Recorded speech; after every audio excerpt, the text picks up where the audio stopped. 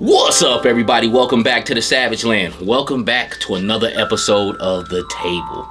And this week on The Table, we'll be continuing on our mission of the last one from Go Gucci Girls Go. And basically, the main title of the episode is Dragonfly Down Part 1. This will be Dragonfly Down Part 2.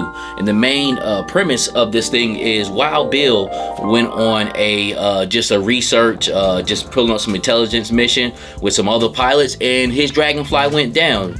Suddenly, out of nowhere, just disappeared. So Duke sent the Gucci Girls, which is a small group that Jinx pretty much runs, and they're on a mission to go find Wild Bill. Now, there will be a glimpse of the Dragonfly in this one, because the main premise of this whole thing is about the Dragonfly and getting it in cool shots and just doing some things with it.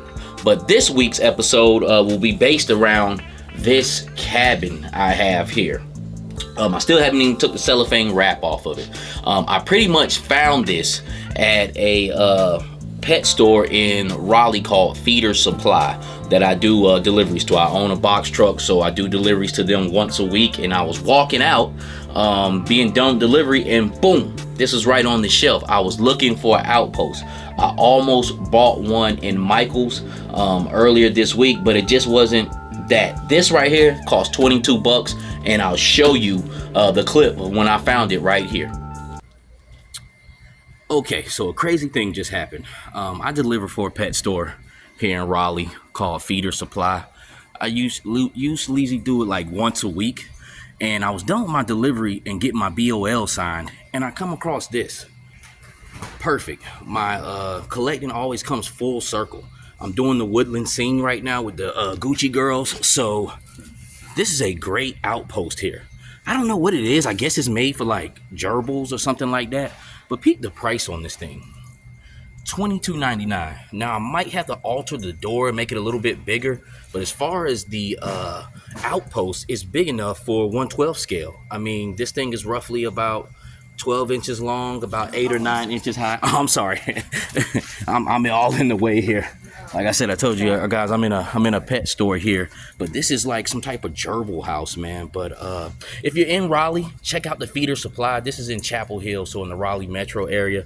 But if you're in any pet store, check out like the gerbil houses, something like this. Like you couldn't get a diorama maker to make this any cheaper. It probably cost you 80 bucks or something crazy like that plus shipping. But $22.99.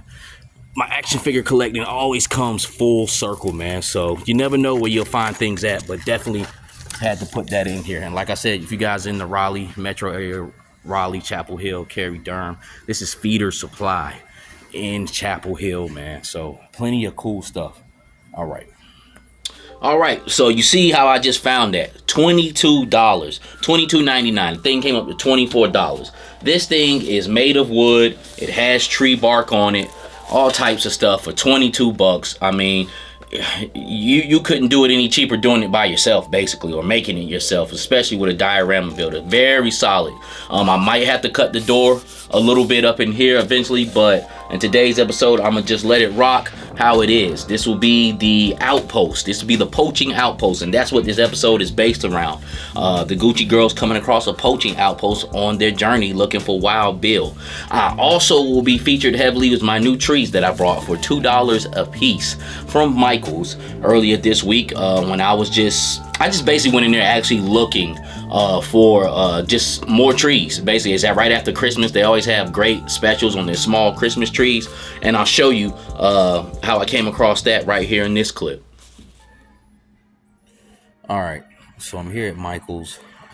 Needed some new materials, so I came in. I knew it was after Christmas. See what this sale was. It's like we got 80% off here on these little trees. I'm getting these little ones I got here, and they're cool because they don't have the big pot base. So they actually kind of got like a real tree, like canvas at the bottom, like a planter canvas. So basically, I'm gonna grab me about 10 of these. These things are running about $2 a piece, and they're posable. So they have like bendy wire inside of the branches here, man. So check your local Michael's, 80% off. Look, things are usually like $14.99. They're like $3. These trees are $12.99 a piece, so they're averaging in about $2.60. This one right here, which I brought before, that was about $2, but I don't know, I might put that one back and get this other one here. The other one's a little bit more cooler. But yeah, so just needed some new materials, had to re-up on some plant life here so I can get more of a better tree line. Grab me about 10 of these things. I should grab about 20 of them, but at Michael's, $2. So pretty much what you see guys seen there, 80% off. I think when I originally brought these trees right here, they cost a little bit more, which is cool. These trees are a little bit bigger. The more and more trees I buy, the better tree line I can make. And that's what I wanted to do. I wanted to get a tree line. I brought 10 of these things. I wanted to buy 20 of them, but they're helping me make a hard tree line. And you'll be able to see that in this clip that I have back here when we finally get to that more trees I got that go in a straight line, the better for the scene. But it has burlap on the bottom of it, so I had to kind of take that off. And I got a bunch of those right here that I could, presumably turn into something else, especially for G.I. Joe. This looks like some type of military, cloth or whatever. I'll find something to do with it. You can always reuse stuff. And if you're new to the table, that's what this is about. This is about just taking anything you got and making a scene out of it. And the lighting is the biggest part of it, man. So we're gonna jump right into this episode. I'm gonna get this cellophane off of here because I can't not wait to use this and put this in the scene. And let's jump right into it. Dragonfly Down, part 2.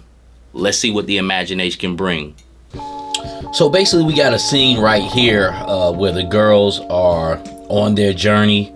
It's pretty much gonna be the opening scene, pretty much from when they left off from their outpost, going to go look for Wild Bill. And I kind of just wanted to start it off with this. They're probably going to come to a stopping point and send out the drone. That's basically what I got going on in this scene back here. We got my girl here, the medic, with the binoculars looking out, and they're just kind of at a dead halt here. It's kind of a tight little spot. They probably turned off their engine and probably kind of just trolling through this, put on their trolling motor. And we got the girl to the right here with the backpack, and that's basically Firefly's version 1 in the classified line backpack with the drone on there. And I'm trying to do a little bit of stop motion of that maybe flying off, but just kind of little things set up. I kind of wanted it tight, close quarters. I got my my trees here that I pretty much got from Michael's, kind of pushed those in, got the water scene down there at the bottom, man. So just a little start off scene. I just wanted to once again get the lights going for the glow effect on the trees, the rimming. That's what a guy told me is actually rimming, when I said it's kind of like blonde tips or frost tips for white people like do that to their hair or whatnot. But he was like, it's actually called rimming, which is cool, man. I learn stuff every day. But yeah, pretty cool scene, and I like the way it's going down. I don't know, you see right here I got a blank canvas, and let's get to it and see what my imagination can put together, man. Let's have some fun.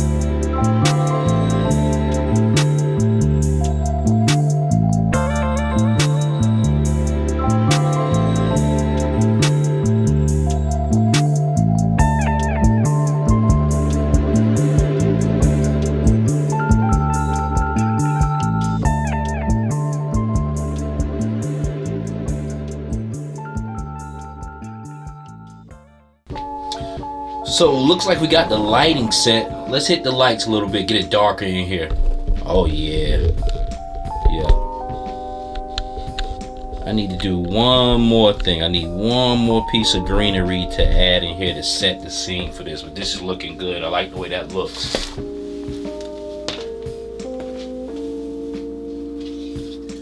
And I'm just adding this, you know, little grass up in the front just to kind of hide this little, what I got going on here. Make some room for that. Push that back. There we go. There we can hide that light a little bit.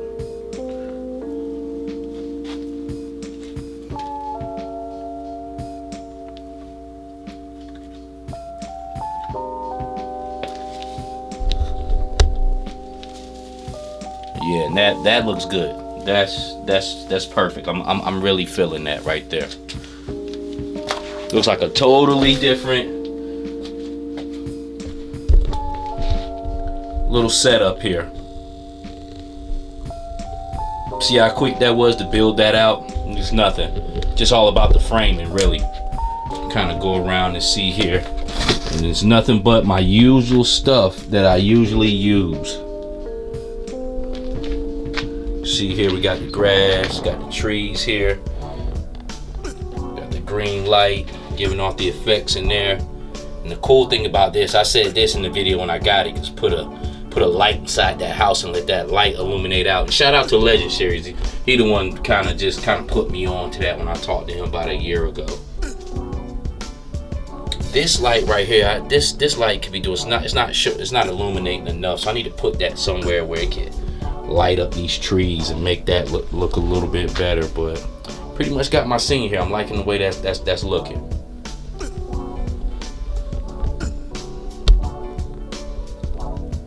Now let's have some fun.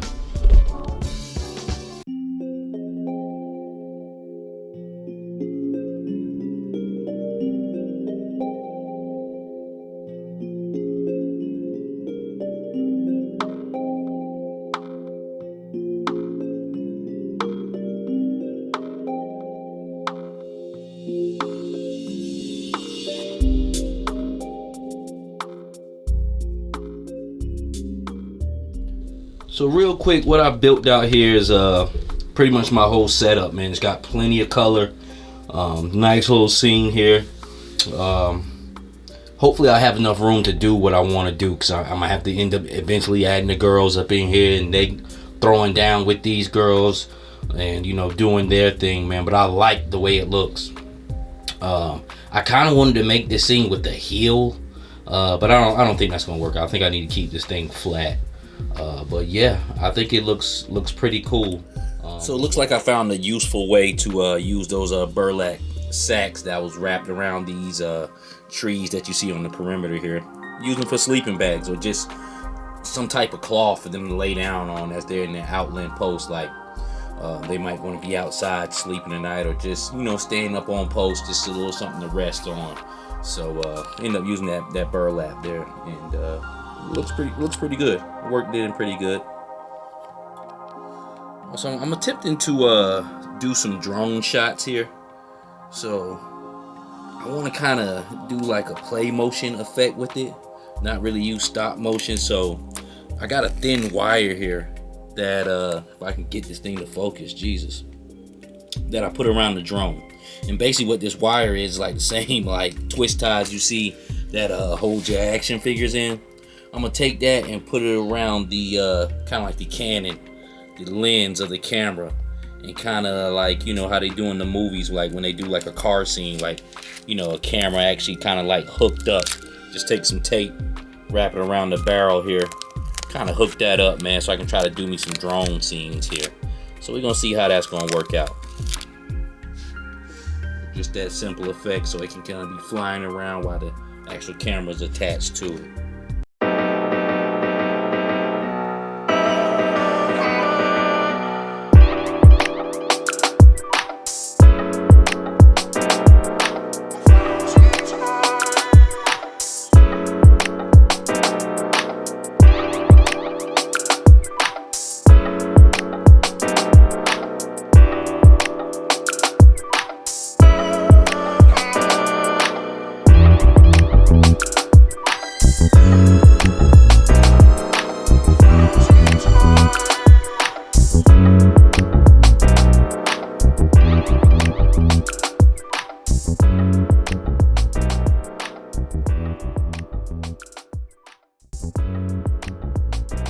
Finally think I got the scene that I want here as far as the girls invading the camp, the explosion. I got the horse, you know, just jumping up out of excitement from the explosion.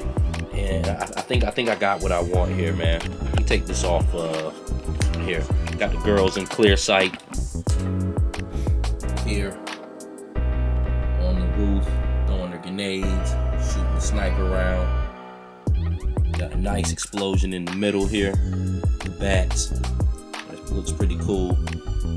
Got the horse here. Got the purple light shining on them, kind of illuminating them. And I got like some troopers here. All to make a perfect shot. I like that.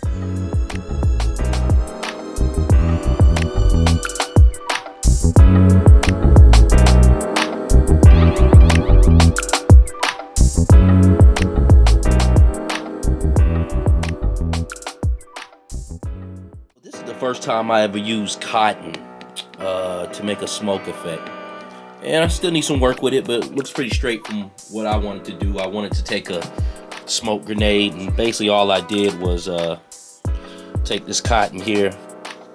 I didn't rip it, tear it that hard, but basically all I did was took the cotton, kind of spread it out, you know, kind of tethered it, feathered it, and you know, just try to make a smoke effect, but worked pretty cool for a smoke bomb.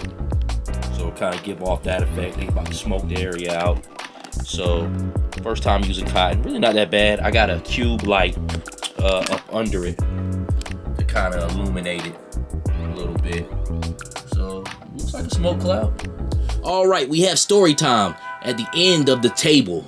Taking all the pictures that we compiled together and seeing what story I could come up with, seeing what the imagination can bring. This is Dragonfly Down, Part 2, Recon.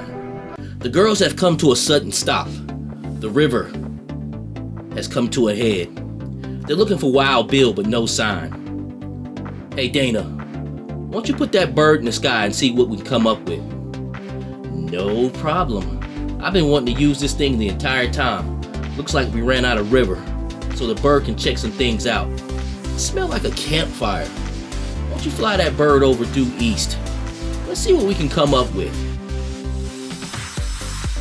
All right, girls, we'll sit back and see what the bird delivers.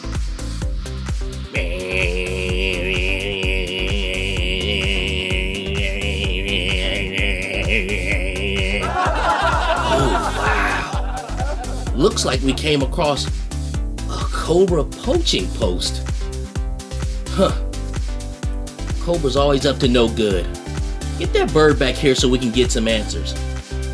Alright, Dana, Trixie, Roxanne, I want you girls to form a small team and go on a reconnaissance mission.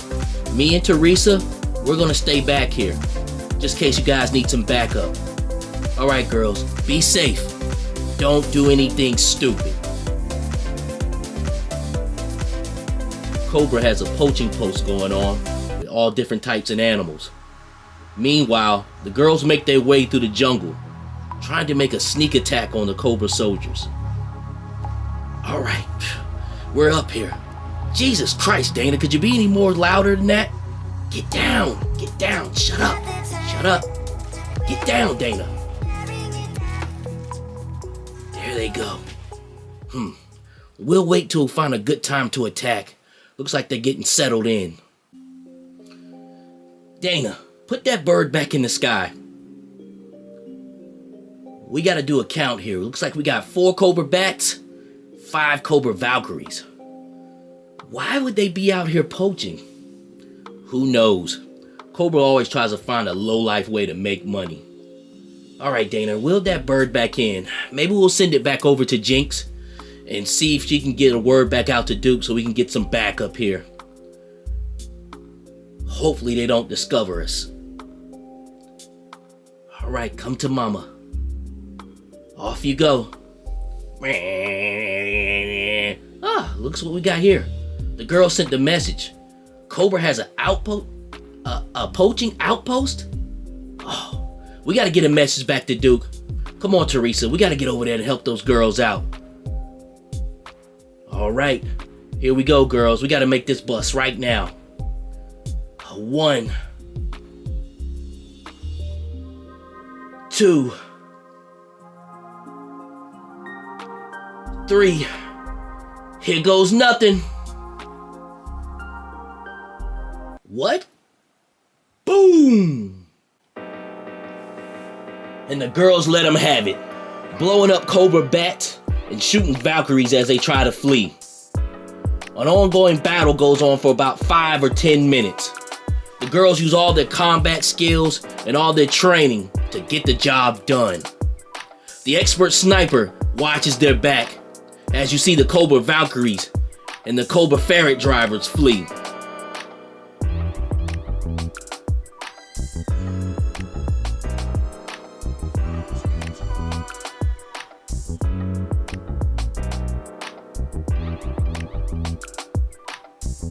The uproar causes such a sound. Animals running.